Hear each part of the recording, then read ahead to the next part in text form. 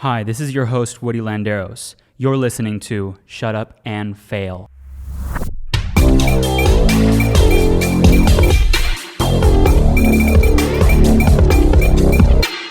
Today I have Cristian Degroot. Say hello to everybody. Hey, how's it going, you guys? So today I'm interviewing someone that is a marketer, has a marketing agency. You're a social media marketing expert, correct? Correct. So tell me, what is that?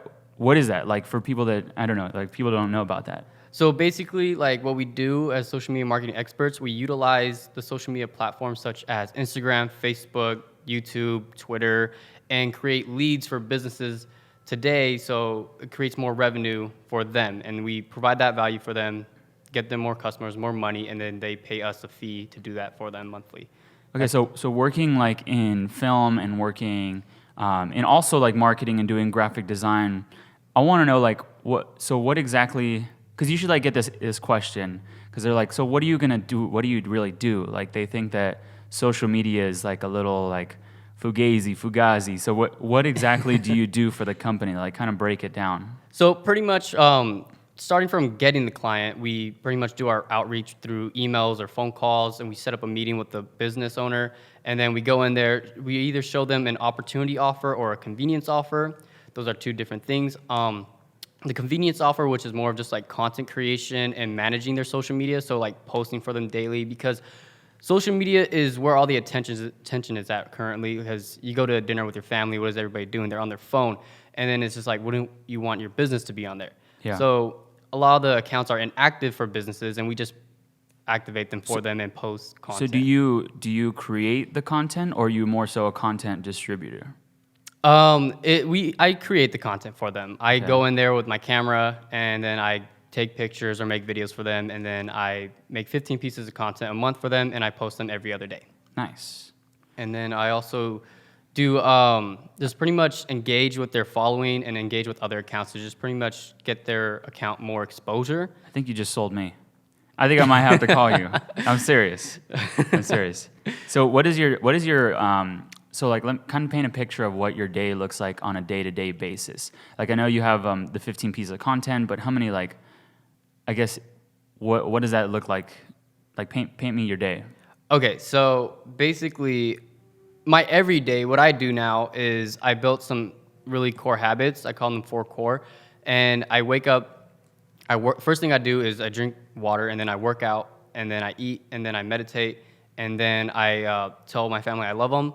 And then after that, that's my morning. Then my day starts with my business, to where I'm either in the morning, I'm sending out emails, or if I have my client, I would go to their business with my camera. I'll just say hello, and then I'll end up just creating content for them. I spend about anywhere from 2 to 3 hours there, right? And then I take all my raw footage, I go home, I edit it, and then I put a list together for them. And then after I put the list together, which is just all the content I created for them, and then I just email that out to them, and then if they approve it, then that's the month. That's the month for them. Nice. So it would be kind of like freshen up, then communication, then after that content, right? Content creation, and then delivery. Correct. Very nice. I'm gonna take that from you too. So what do you enjoy most about your career? Honestly, just the creative side of it, and also pretty much the freedom, and then being able to do what you want when you want, and not really have to have somebody like breathing over your neck at a job. That's what I would say I mostly enjoy. And then also I feel like it does inspire other people, and then like that feels really good when somebody tells you that you are an inspiration to them. I think I heard somebody say last week, I love being an entrepreneur because I have the freedom to be broke. They said like you have the freedom to do whatever you want whenever you want. So like your actions are, they're gonna result to whatever's in your pocket. Right. So that kind of brings me back to where this all first started. Like what you said, 14 years old, your dream was to become an entrepreneur. What sparked that? Okay, so funny story. So what actually really sparked it was you, Woody, because I didn't know about what an entrepreneur was or how to be a business owner or if that was even possible for like anyone that was growing up where I was growing up. I thought you had to be like born rich or whatever. And then when I was a freshman in King High School, I saw that this clothing brand was going around called Gold Kills. And I was like, yo, what's that? And then the people I would ask about it would say, oh, this guy owns it who goes to school here. And I was like, you're kidding me. And they're like, no, yeah, his name's Woody. And I was like, what? He's like, and then you were a senior when I was a freshman. And I was like, yo, that's so awesome. And I'll be honest, like what I was thinking was like, you know what, I could do it and I could do it better. Yeah. So that's what sparked my interest in entrepreneurship. That's awesome. Yeah. Well, that's exactly how it works for me too. Like anytime I see something, and that's like a positive thing about me and also a negative thing about me. Because if I see like anything, man, I will see it and I'll say I could do it better. I could distribute it quicker. Right. I can do that. I can do that. And so just like hearing you say that, I can see myself in you looking at other people. But at that time, I was probably getting into street art. So I saw other street artists doing it. And so I said, hey, if you could do it, I could do it. And I can actually put more of an artistic touch and a story into it. But that's awesome. I didn't actually know. I thought it was just one of the things, but thank you very much. Like that's very flattering No worries, to hear that. That's awesome. And it's kind of just, it makes everything that I'm doing, like it makes it make sense, really, Right. in a big picture. Because like that's what I want for other kids or even other adults to be able to look and say like, hey, I could do that and I will do that. Right. And it's awesome that you did do it. It's crazy because like you don't even know whose lives you're impacting just by living yours and being there. And you may never know what you've done to other people's lives. Yeah, I saw it more when I pulled away from Goal Kills, and then people started messaging me, where are you at? What are you doing? How are you? Why aren't you posting? Like, Right. I was looking up to this brand and like, you're gone. And so that's why now I'm trying to build more of a personal brand so that I can, show them exactly like, okay, I'm doing this, but I'm also doing vlogs and, I have 3 podcasts going on right now at the same time. All these different things, like I want to make sure that I don't just like cut one company off and then everybody just kind of flies away and says like, what? Right. You're gone. But you started it out with Emerald Ink, right? Yes. So tell me why you chose that name. So, a funny story about that name. That name came to me in a dream. I had a dream about like this clothing brand called Emerald Ink, and everybody was wearing it. And then I woke up, I was like, "That's the name. I'm gonna do that name." Nice. And then I did that for a little bit, but then after like time has passed, I was like, "Man, it's kind of like ripping off Diamond Supply Co." Like I was like, "Nah, I don't want to do that. I'm gonna do something else." And then I was talking to my friend Matt a lot about like this type of stuff. He was actually my business partner for a little bit of time. What's his last name? Matt Shear. Oh, okay.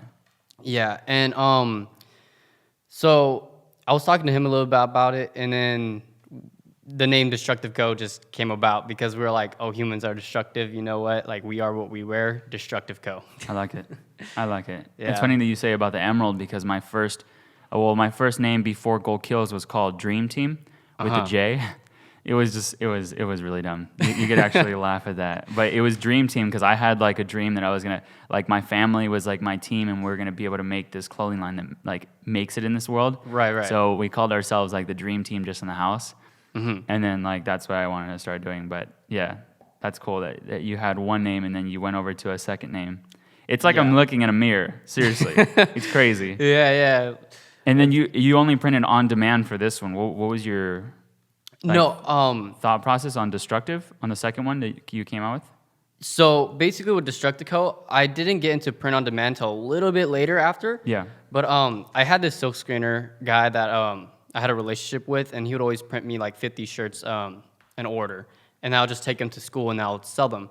But then after like some time, I got more popular in the high school, and then I met more people, and then I met this one guy, and his dad had a t-shirt printing shop. So then he told me a little bit about that, and then I met his dad, and then his dad gave me a job. I was like 15 years old. His dad gave me a job to work at the t-shirt printing shop, and I was thinking to myself, I was like, you know what? I don't think I need to like make a bunch of shirts. I could just make them once I get the order. Yeah. And then I was just like on Instagram, and then I was thinking like, man, I gotta put a website up. And then I built the website on Big Cartel. And then I just started posting random pictures of my products on Instagram and using different hashtags. And all of a sudden, like, I don't know, just out of nowhere, I'm getting all these orders.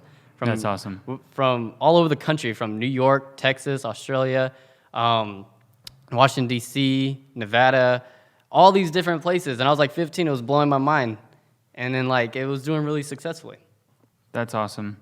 Yeah, I was seeing all the places that you were able to send to, and it's just like, it's awesome that you were able to do all of that. But as you know, this podcast is called Shut Up and Fail. Yeah. So let's take it a notch back and let's talk about when you first started and how you felt about it. Give me a failure. Give me a fail story, not a failure. Give me a fail story, because I know that in all of this stuff, like all the shiny and bright lights, there has to be a dark alley that you went through. Right. So basically, I would say, like, as simple as like just spending hours and hours making designs and thinking a design's gonna be really cool, and then it does crappy or it ends up looking, stupid. So it's just failing in design work, and then also, getting all the no's when you talk to all these people. You're trying to sell your product. Everyone's telling you, not everyone, but like a big majority of people at the beginning will tell you no because they don't know who you are. They don't think your product's cool. Yeah. And then what ended up happening after some time, after it was going successful, crap hit the fan. Certain financial stuff happened, and then me and my family had to leave our house and move into an RV out in Paris. And then I went from having my own bed in my own room to now having to live in an RV with my family. But I didn't let that stop me. I continued to hustle. I bought a big plastic shed. And around this time, I was making enough money to where also I bought my own machines to print my T-shirts. And then I put the machines into the plastic shed next to the RV, and I would continue to hustle. And during like the summer in that plastic shed, it was hot, really hot. And then during the winter, it was freezing cold.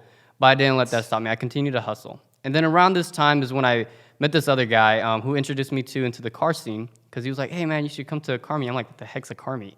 Yeah. And then he showed me a video. I thought it was really cool. So I was like, sure, yeah, I'll go with you. And then I go to Long Beach to this car meet, and it blew my mind. Cars everywhere, thousands of modified cars, from GTRs, Lambos, Ferraris, and then modified BMWs, modified Hondas, modified whatever you think it is. And then like we take over this parking lot, and like everybody's doing burnouts, donuts, ocean full of people like roaring with their phones out recording. And I was like, I want to be a part of this. I need to be a part of this. How can I make my company be involved with this? So what I did, I noticed that everybody had like stickers on their cars, so I started making more stickers. And then every weekend or every like night during like a Friday or Thursday after school, I would go to these car meets, and I would just hustle. I would just bring either a backpack or a bag full of my product. I would go up to all these people, and I would sell there as well. Mm-hmm. And then that grew really big.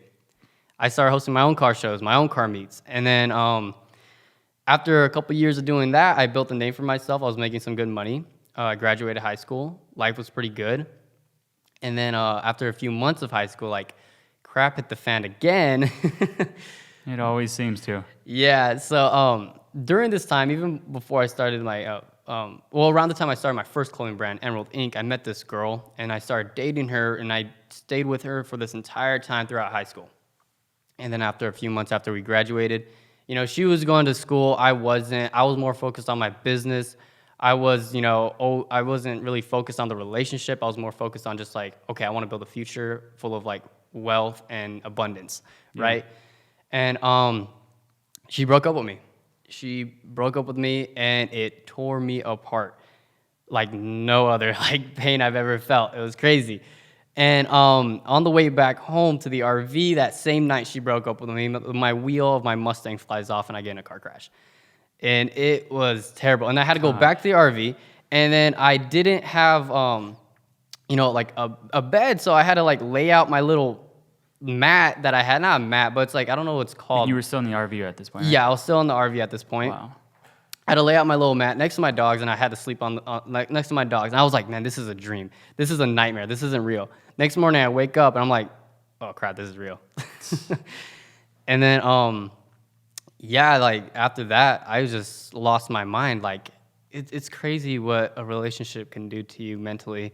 And not that I feel like I didn't go crazy or anything, but I was just emotionally unstable. You know what I mean? Because I love someone so much. I'm and sure you then- felt crazy. Yeah, I felt crazy. Yeah, you had to have felt crazy. I mean, after all of that stuff. So like when you would go through these even in a summertime when it would be really hot, what was going through your mind? Like, because you obviously wanted to change it, but just tell me a little bit more about that frustration. Like The frustration? Yeah. It was just physically frustrating. Yeah. You know, like sweating, you get like when you get sweat in your eyes and it burns, like Yeah. it was that frustrating. And then also it was just so frustrating having to see how like I was living. You know what I Yeah. mean? I was like, I'm not meant to live like this. I'm meant for more. And that's honestly what kept me going. Yeah. Because like honestly, like listening to a lot of like music, and I would visualize a lot of things when I listen to music. I'm sure like other people do it too. Hope I'm not the only one that does this, but like you see your own little music video in your head when you Yeah. listen to music, and I'll see like my future life full of abundance, and I was like that was the only thing that kept me going. But it was definitely frustrating, and also like when sales wasn't going, or like just things didn't work out, or money would run out because like I was a teenager, didn't really know much about finances. So Did you ever have a point? So you were still running your clothing line while you were inside of this RV. Did you have a Yes. point where you maybe lost like a lot of money and then said like I want to quit this, or like how do I do this, or what was your thought like when it dropped all the way? Was it push more so that it can make it, or was it I need to figure out some other way to make it, or was it something else? Honestly, like looking back, I'm trying to remember. Whenever I would run out of money or blow it all like an idiot, I would end up getting a job. And I would work at KFC or Wingstop or like anything I could do to make some extra money. And then I would just use that money to put it back into the business. And honestly, like looking back, it was just fun to me. Mm-hmm. It was really honestly fun. And it was just like, I wasn't playing video games or anything. I was doing this clothing brand. I Yeah. had more fun designing clothes and trying to sell it and see people wear it and go to these car meets. That was just like, that was my fun. Yeah. Just like when the times it would get stressful and irritating is when I look at my current state and I feel like in my gut I should be a lot further. And then it was just like more of like a mental pain, I guess you could Yeah. say, if that makes sense. Yeah. Yeah. I get that. I think sometimes when we work, for me, I feel like there have been times where I've worked really, really hard and I don't get the return that I want to get. And for me, it's mentally, I would say it even leaks over to physically frustrating. And even it just messes with your entire workout routine, your entire life, your relationships, all of Right. it. And I think having an avenue like a clothing line or something artistic or something that makes you happy, your getaway, is very important for the youth and for adults, for everybody to have. So like, even like my sister loves to do makeup, and so like I feel like every single time she gets frustrated, she should just put it more like back into her craft. And like Right. Gold Kills was that for me, and Future Life Films was that for me. Like all these different companies were that for me when I would get frustrated at like why I wasn't getting the grades that I wanted to get, or why I Right. wasn't like at the financial point that I wanted to be at. And so I could see that was like your getaway. The destructive code was your getaway, and in a sense, you were kind of living through the company's like name, right? You like you wanted to like be that destructive and get through all that stuff, and it was like the Right. frustrations, right, lead to the breakthroughs. That's something that my mentor kept on yelling into my ear every time I would get frustrated that I wouldn't be able to make a sale or be able to do a certain thing. He would always just tell me, "Get more frustrated." Get more frustrated. And I would get really frustrated because I'd be like, why are you telling me this? Like, I don't want to get frustrated. I want to figure this out. But then he always ended it out with, it almost came like a surprise every time he said it because I was just angry. And he kept on saying, frustrations lead to breakthroughs. Frustrations lead to breakthroughs. Think about our time. Think about everything that's going on in this world. Like, the people that get frustrated are the ones that, they're able to lead to a breakthrough as long as they know Right. it and they can really like bring it down to something positive. Yeah. So I admire all that stuff because you're still going.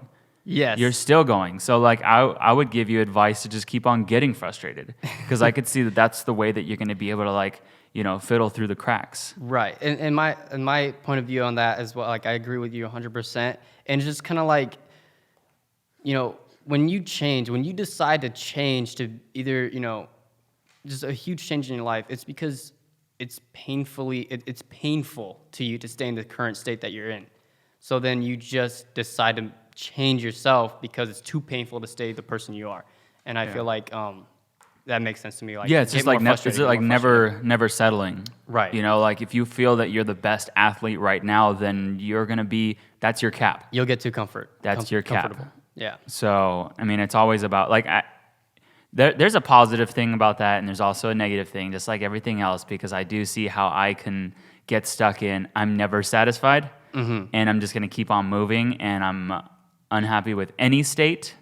You kind of like forget to live in the moment. And you just keep on like treading forward, and then there is times where you should step back and reflect. So I would also say, taking the your 4 core, right? That's what you called it. Yes. Your 4 core, and in the beginning to also say I love you to your family and eat and all this stuff, but then also reflect and like look back and say, I'm making it, like I've done it.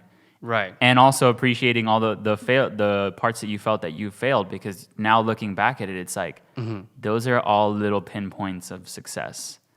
Right. Just moving forward. The fact that you passed the hurdle is a success. Right. Yeah, I agree with that 100%. So let me take it another step back, because I was supposed to start it out with just a little bit about your childhood. And it's just incredible the amount of things that you've been through and the amount of things that like you're just continuously moving forward. And for me, it's truthfully inspiring to see that I've inspired somebody, and then that person in return is inspiring me. Like when you give, wow. You receive. You give, right. You receive. So I'm truthfully inspired. And even just tell me a little bit, because I read on the email, I kid you not, I started crying. I said, this is not real. This is unreal, the things that this man has been through.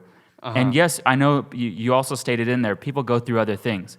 But it's like, if you stop and you really look in the mirror and you say, like, this is me, like, I am successful and I'm also a failure. And I, like, just accepting who you are is just such a beautiful thing. And the fact that you were able to lay it out in an email, I was like, I'm done. I'm done, man. I'm done. I stopped doing Shut Up and Fail, and I felt like actual failure. And I was like, I don't know. I was trying to release a video a week and like do all this and that. Right. And then this guy just keeps on calling me or like messaging me, calling me, DMing me. Like this dude is a salesman. Like he just keeps on going.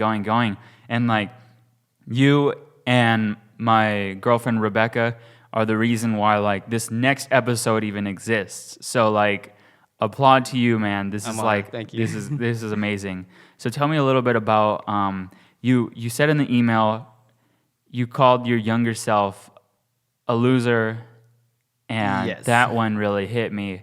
And then you also said something about that you went through something when you were 14 months old. Yes. So straight out the get-go, like I guess things were against me in a way, because when I was 14 months, I was diagnosed with stage 4 neuroblastoma cancer. And the doctors were telling my parents I was only going to live 7 to 10 more days, be mentally ill, or be blind. God. And that was their prediction of my life. And my life just started, like 14 months. I don't remember anything from it because I was that young. I was a baby. Yeah. And I fought through that. I went through multiple surgeries, chemotherapy, radiation, bone marrow transplant, and I beat cancer's ass, That's crazy. Yeah, and that I feel like that there just because like I just feel like I'm meant for more. I'm meant to do something big with just that little snippet of my story. That I'm supposed to inspire others to become better or achieve their dreams, whatever it may be. You know what I mean? Just be a positive impact in anybody's life. That's amazing. That is amazing. I feel like I need to say like, okay, let's take 5 seconds, just applaud. But like, That's amazing. I don't even know what else to say. I like we're off the script here, man. I don't even know how to say that. So I do want to ask a few questions. So for other people listening, how do you deal with, or how do you personally deal with failure? I look at it as a learning lesson. Every time I fell or mess up, I look at it as like, okay, lesson learned. Okay, I learned my lesson. Cool. Move on. Keep going. Yeah. That's what I do mentally. And then also, I would think to myself too as well, did I do everything to my knowledge, like the best of my capabilities at that current moment? If yes, then okay, cool. Then who cares? Who cares? You know, just move forward. Nobody, like, honestly, like, I just feel like nobody really cares. Yeah, I see that too. You know what I mean? So I tell myself all the time. I'm Right. like, nobody cares, nobody's looking, nobody's listening. Like, Right. just say what you want to say. And then move forward. Yeah. Keep going. So how do these little failures shape your career? I know we talked a lot about it, but how do you feel that it shaped your career? Like in a positive way or a negative way? Like, Oh my God, such a positive way. Yeah. I'll tell you, my skin is so thick, I feel like almost invincible. Like nobody could tell me anything that'll hurt me. Yeah. You know what I mean?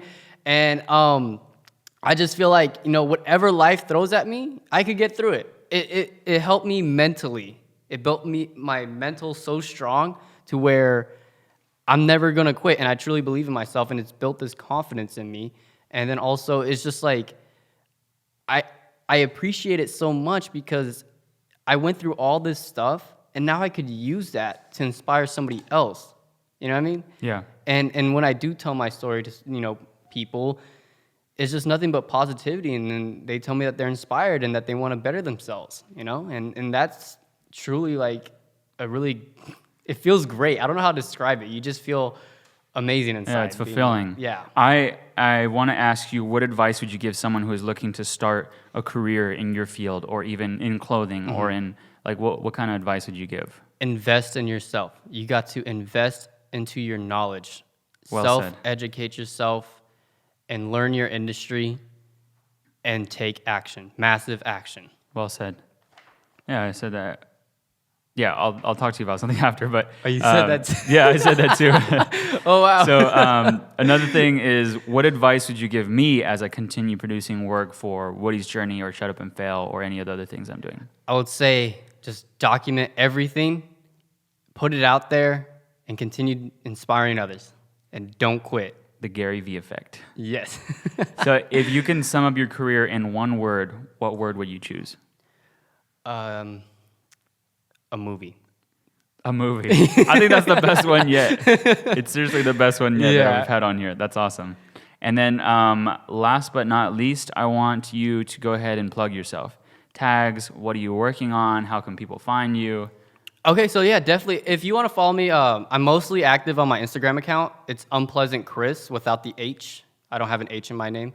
So yeah, Unpleasant Chris on Instagram. You can follow, subscribe to my YouTube channel, Unpleasant Avenue on YouTube. And then What type of things are on the YouTube channel? YouTube is more like just kind of like vlogs of like little road trips and everything I'm doing. But I am planning on making more videos about lessons I've learned and then things that I'm learning from my mentors now, and just like replaying the information for other people to see and learn. You know what I mean? Nice. So I make all these investments into these like educational courses or mentorships, and then I could just pass on that knowledge for free for anyone who wants to listen. Very nice. And then any other, so you had your Instagram, your YouTube. Snapchat, same thing, Unpleasant Chris. Twitter, Unpleasant Chris. Sweet. And then any last words? No, I truly appreciate you having me on your show, and you know, can't wait to see where you go, Woody. Sweet. Yeah. Thank you guys very much for listening. That was Cristian Degroot with Shut Up and Fail.